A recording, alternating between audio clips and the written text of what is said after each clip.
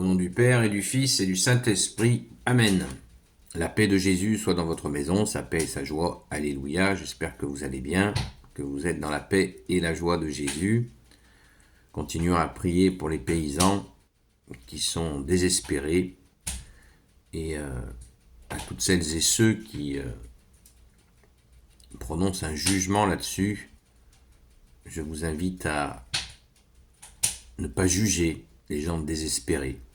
Jésus déjà nous dit de ne juger personne, mais certainement pas en plus des gens désespérés. Donc prions pour eux, prions pour leurs familles qui doivent être inquiètes. Merci Jésus, nous te les confions. Amen.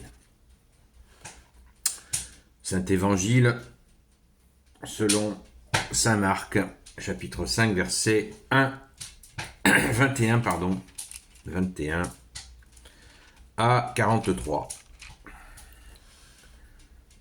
C'est une grande fête, cette séquence d'évangile, car je crois que c'est la première résurrection auquel Jésus procède depuis le début de sa vie publique.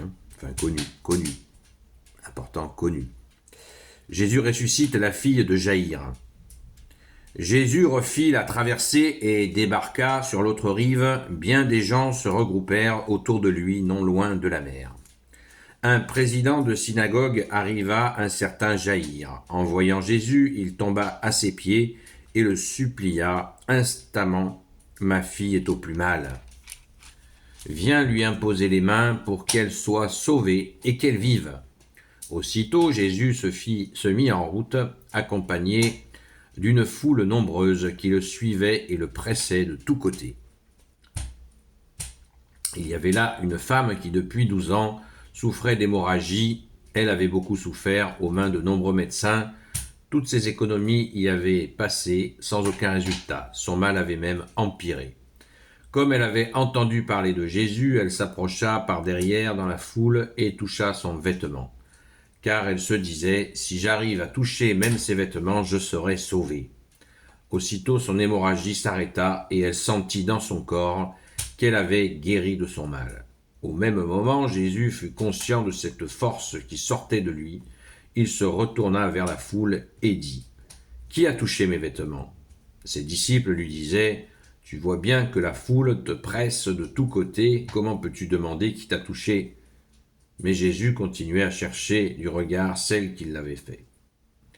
La femme alors arriva, craintive et toute tremblante, sachant bien ce qui lui était arrivé. Elle tomba aux pieds de Jésus et lui dit toute la vérité. Jésus lui dit, « Ma fille, ta foi t'a sauvée, va en paix et sois guérie du mal qui te tourmentait. » Il parlait encore lorsque des gens arrivèrent de chez le président de la synagogue. Ils lui dirent, « Ta fille est morte.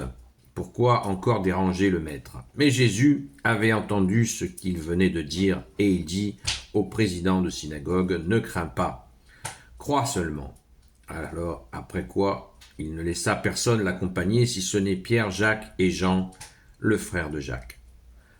Voici qu'ils arrivèrent à la maison du président de synagogue et Jésus voit tout un remue-ménage. Les gens pleuraient et poussaient des cris. Aussitôt entré, il leur dit, « Pourquoi ce vacarme et tous ces sanglots ? La fillette n'est pas morte, mais elle dort. » Les gens se moquent de lui, mais il les met tous dehors. Il prend avec lui le père de l'enfant, la mère et ses disciples, et il entre là où est la fillette. Alors, il la prend par la main et lui dit, « Talita koum », ce qui se traduit, « Fillette, tu m'entends, lève-toi ». Aussitôt la fillette se lève et marche. Elle avait 12 ans. Les parents étaient complètement hors d'eux-mêmes. Jésus leur recommanda avec insistance de ne rien raconter à personne, puis il dit de lui donner à manger. Alléluia, merci Jésus pour ta parole, c'est magnifique. C'est magnifique. Merci bien-aimé Jésus pour tes merveilles. Alléluia. On se met à la place de ce papa qui voit ressusciter sa fille. Donc, comment ne pas être dans la joie et te rendre grâce, ô Jésus, pour tes merveilles. La première guérison, pourquoi nous avons l'évangéliste Saint Marc nous raconte cela, où il y a ces deux guérisons qui se succèdent.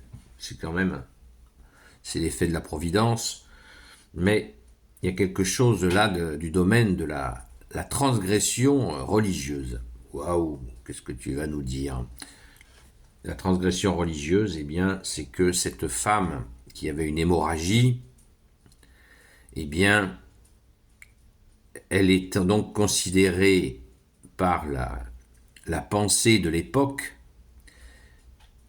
ayant cette hémorragie qui paraît évident qu'il s'agit d'une hémorragie intime, eh bien, elle est considérée comme impure par le religieux de l'époque. Et oui. Donc, tous les gens qu'elle touche, elle les rend impurs.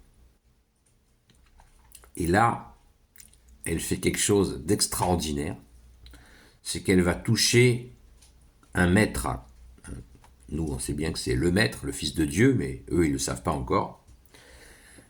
Merci Jésus d'être le Fils unique du Père. Et elle le touche.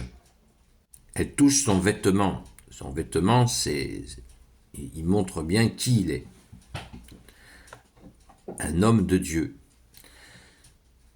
Et elle le touche, elle a en aucun cas le droit, d'après les lois de l'époque, en aucun cas le droit de toucher un homme religieux déjà, alors en plus en étant impur, vous voyez le type de transgression, pour bien comprendre le contexte, le type de transgression que fait cette femme.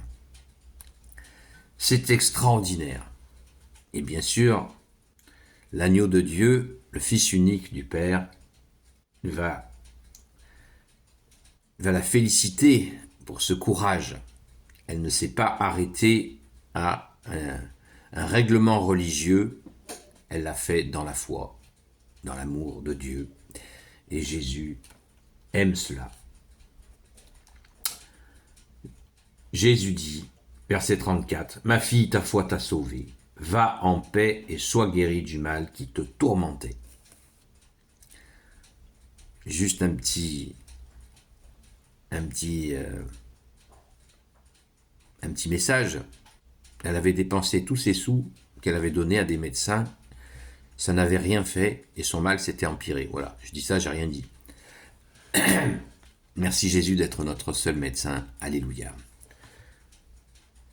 Pour ce qui est de la guérison de la fille, de cette petite fille, eh bien écoutez, je vous en parlerai dans une deuxième partie, parce que c'était très important de comprendre cette première partie.